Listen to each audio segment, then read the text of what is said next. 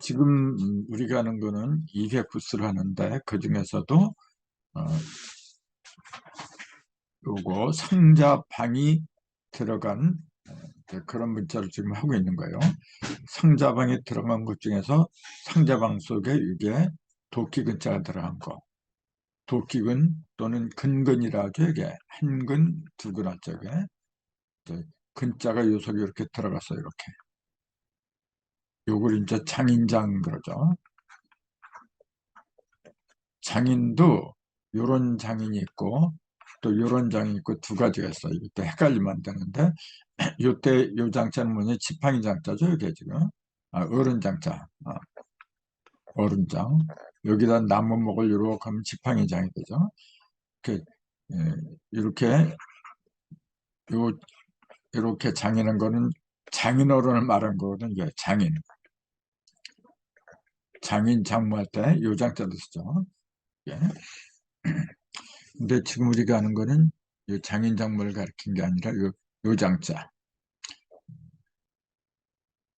어떤 분야에서 빼어난 그 기술을 가진 사람, 그걸 장인이라 하죠.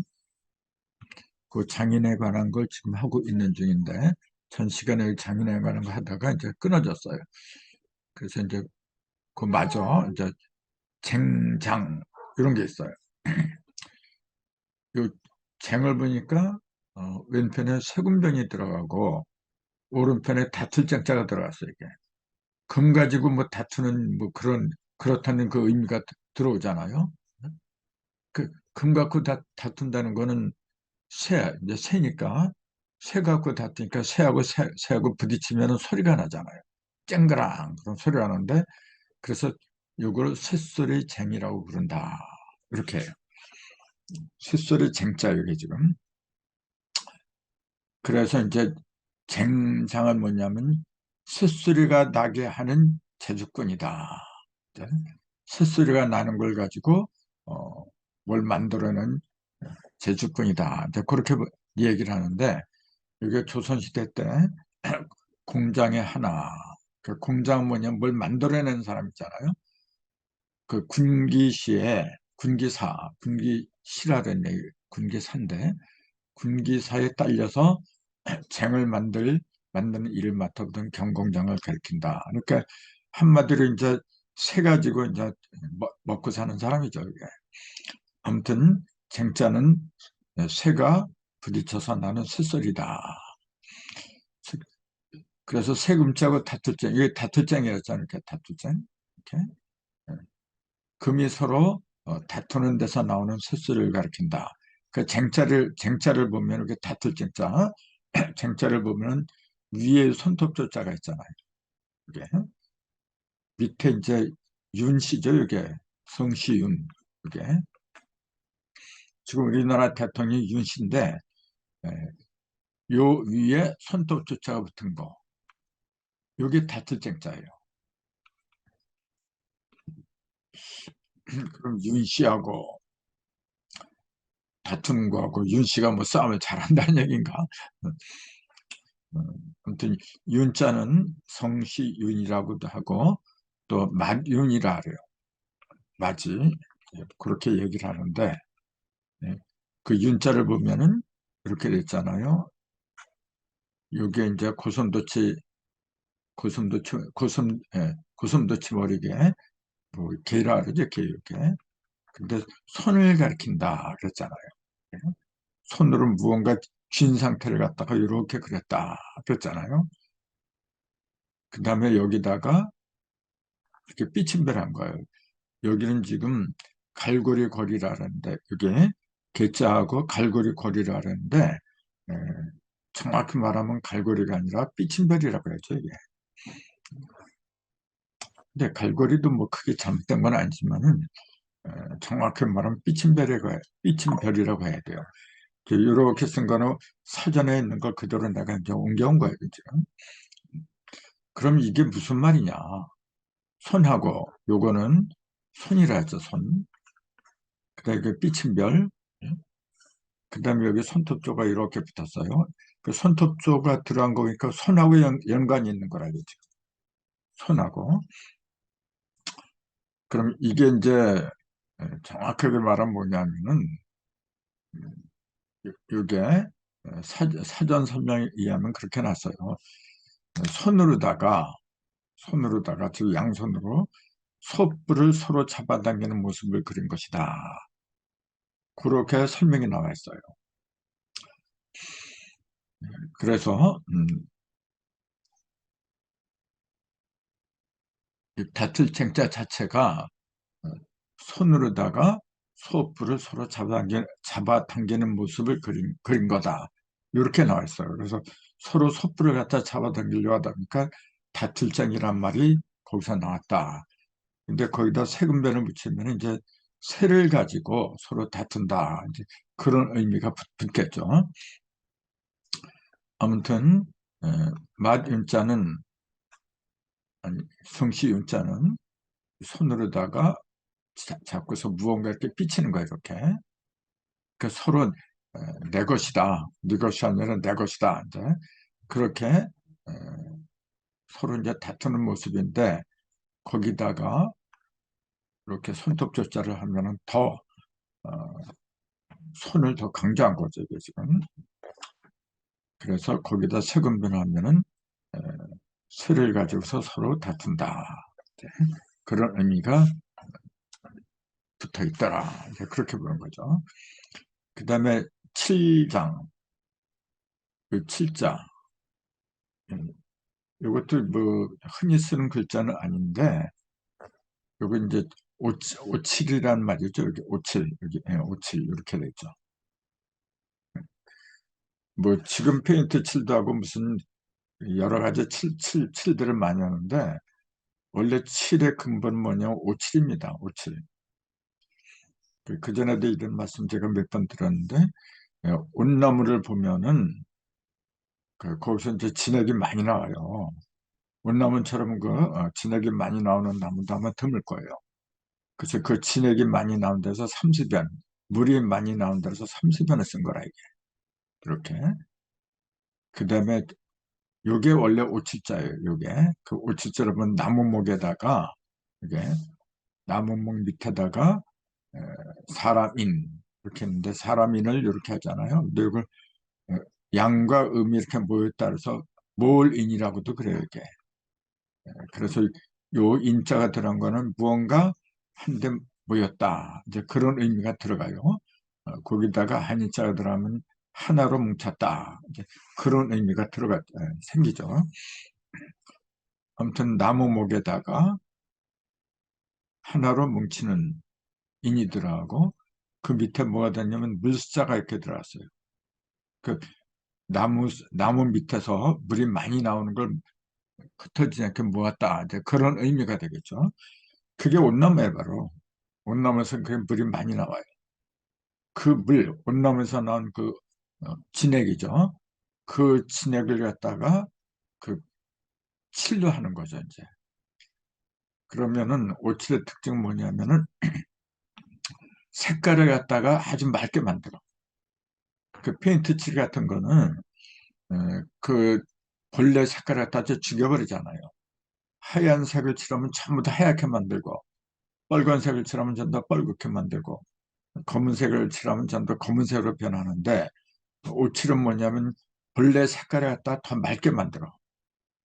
그러면서 칠하면 방부제, 썩지 않게 또 그런 역할도 하잖아요.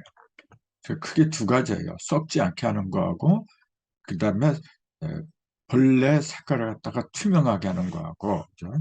두 가지가 있는데 그게 본래 칠의 목적이에요.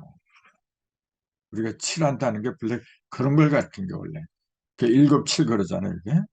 그 일곱 칠도 이렇게 하고 그 다음에 요 밑에다가 이렇게 여기다 삼수변 이렇게 한 게 요게 요것도 오칠하다. 똑같은 얘기죠.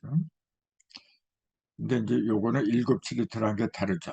여기에는 숫자가 들어가질 않았지만은 여기는 일곱 칠이 들어가요. 이렇게 그 나무목에다가 삼수변 일곱 칠 한 게 요것도 오칠이라고 그래요. 똑같이 오칠이야. 근데 요거는 숫자가 들어가고 요거는 나무목이 들어갔다는 거 이제 그런 차이인데, 이 남무목도 숫자라 그랬잖아요. 이게 10과 8. 자, 10과 8을 갖다 하나 모아서 그 속에서 이제 물이 고이게 만드는 거죠. 이게 지금. 그 사실 똑같은 거예요. 10을 10과 8. 10과 8은 뭐냐? 세 번 가는 거잖아요. 요거는 10은 뭐냐면은 3극을 하나로 모이게 한 거고, 요거는 3극에 있는 음량이 벌어진 거고, 그럼 그 음량이 벌어진 6개가 가운데로 하나 모이는 게 7이거든요, 이게. 나무목은 그대로 똑같고, 이게. 그 같은 거예요, 이게. 아무튼, 이 칠 속에는 이러한 뜻이 들어있다는 거, 방부제와 그 다음에 본래 색깔을 갖다 드러나게 한다는 거, 이게.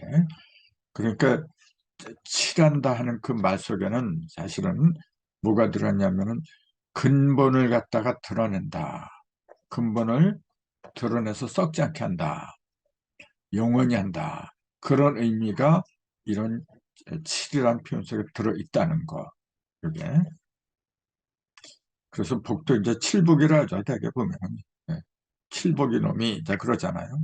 그 복을 왜 칠이라는 숫자하고 연결시키냐면은 가장 빛나는 숫자거든요. 이게 지금. 이게. 그래서 수리로 보면은 그래도 많이 이해가 된다. 이제 그걸 말씀드린 거예요.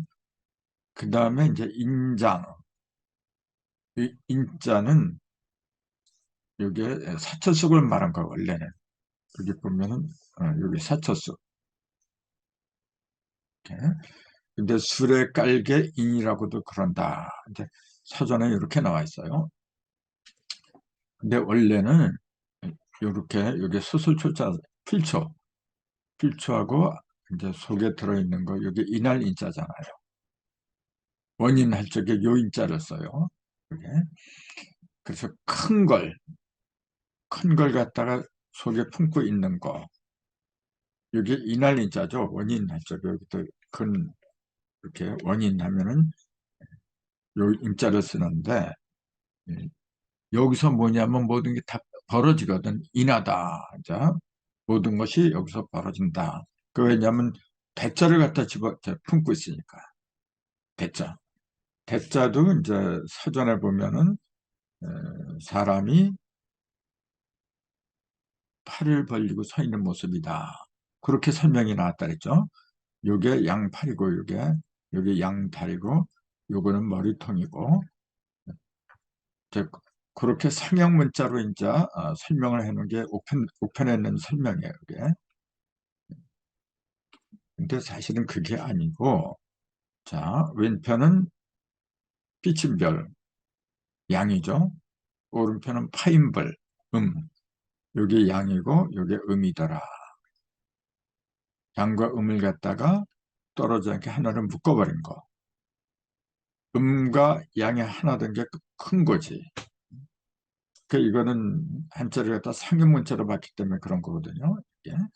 근데 사실은 예, 상형문자도 이제 한자라고 할 수 있지만은 사실은 그 한자를 보면 상형문자로 볼 수 있는 거는 굉장히 적어요. 거의다가 뜻을 얘기한 거예요. 그래서 한자는 뜻 글자라고 그러지 형상을 갖다가 단순하게 형상을 갖다가 말한 그런 글자로 보면 안 되는 거거든. 그러니까 한자를 상형문자라고 가르치는 것도 문제가 있는 거죠. 아무튼 큰 걸 갖다가 내 속에 이렇게 품고 있으면은 내 속에 큰 게 있으니까 어떻게 돼? 거기서 모든 게 벌어지죠. 그러니까 이날인이라고 했는데 그 위에다가 이렇게 필초 다 풀어진다. 음도 20으로 풀어지고 양도 20으로 풀어진다. 이게 20입이잖아요. 이렇게 10이 2개. 이게 20 이렇게 밑에다 이렇게 하면은 하나로 뭉친 건데 이게 입자예요. 20입자. 이게 없고 그냥 이렇게 하면 풀어졌다. 이제 그런 얘기인데 뭐가 풀어졌냐면 20이 풀어졌다. 이제 이것도 많이 설명을 드렸어요. 근데 아무튼 이게 이날 인자 위에다가 풀초자가 붙으면은 그걸 왜 사초쑥이라고 했냐면 쑥처럼 그 빨리 자라는 그 풀도 드물어요. 왜 쑥이라고 했냐면 쑥쑥 자라니까 이제 쑥쑥 튀어나오대 이게 보면. 근데 그 튀어나오는 게 왜 그러냐면 속에 큰 걸 품었기 때문에 큰 기운을 품었기 때문에 밑에서부터 그 기운이 위로 쭉쭉 올라오잖아요. 그러니까 쑥쑥 그러니까 쑥인자다. 사초쑥인이다. 이렇게 얘기한 거예요. 또 술에 깔게 인 그랬는데 술의 밑에다 이렇게 깔게 이제 그런 걸 가리킨다. 이제 그런 말이죠. 이제 근데 둘 다 쑥도 뭐냐면 밑에 있는 것이 튀어나오는 거고 술에 깔개도 뭐냐면은 밑에다가 뭘 이렇게 깔지 않으면은 그 걸어 다니기가 힘들어요. 물건 놓기도 힘든 거고 모든 것의 바탕이 되는 거예요. 이게 깔개라고 하는 거는 바탕을 말하는 거라 이게. 이것도 마찬가지예요. 밑에 있는 큰 대자 이 바탕이 크기 때문에 뭔가 튀어나오는 거야 이게 지금. 똑같이 그 바탕을 이룬다는 그 공통점에서 수레깔기하고 사초쓰기라고 하게 된 게 아닌가. 이제 그렇게 보는 거죠. 아무튼 인장이라고 하는 거 인장은 뭐냐면 술에 깔개, 술에다가 깔개를 갖다가 전문적으로 잘 만들어내는 사람, 그게 인장이라 그래요. 그게. 그다음에 촉장, 촉은 뭐냐면 촛불 촉자잖아요. 이렇게 불화자가 이렇게 들어갔잖아. 촛불을 말한 거예요. 그래서 이제 초를 잘 만드는 사람을 촉장이라 그래요. 이제 초 만드는 일을 맡아던 사람, 이게 촉장이에요. 예. 근데 촛불 촉자를 보면은 이 불화자하고 여기 촉자가 뭐냐면 청나라 촉 이렇게 돼 있죠.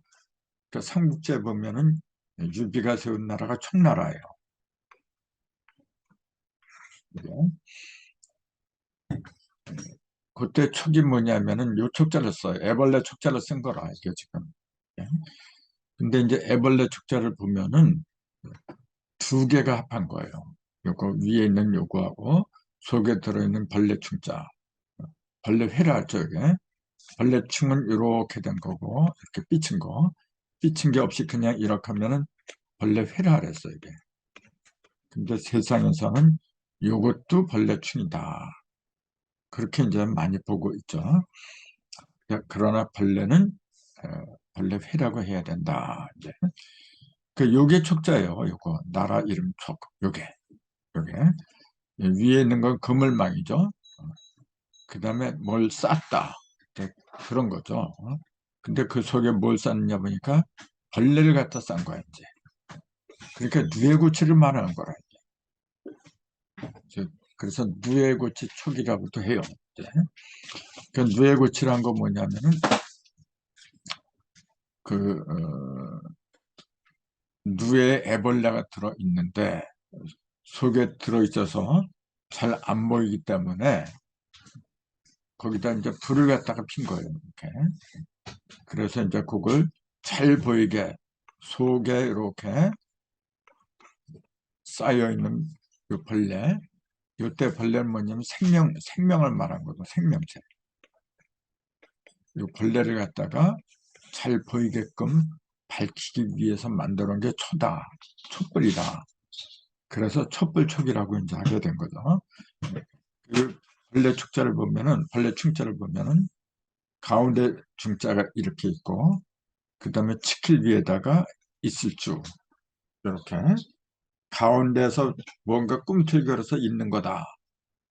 그 벌레를 보면은 잘 안 보이는 속에서 뭔가 꿈틀꿈틀대 이제. 그거에 이제 이렇게 가운데에서 꿈틀꿈틀대. 여기 치킬 위자예요. 위로 치킨다. 위로 치킨다. 자, 그 얘기예요, 이게. 그 다음에 여기 존재를 가리키는 거죠. 뭔가 있을 줄. 그래서 이제 중심에서부터 무언가 움직이는 게 벌레란 게 항상 중심에서부터 이렇게 벌어져 나온 법이거든. 그래서 속에서 꿈틀거리는 그 무엇이 그물 때문에 이게 안 보이죠. 이렇게 그물에 쌓였기 때문에 그걸 잘 보이게 하기 위해서 만들어 놓은 게 촛불이다. 그래서 촛불촉이고 그 어, 초를 잘 만들어낸 사람, 그 사람을 촉장이라고 하더라. 자, 이건 참 더 옛날 궁중에서 쓰던 용어입니다. 이게 지금. 그 다음에 나도 이게 처음 들어보는데 돌장이라 그래. 돌장.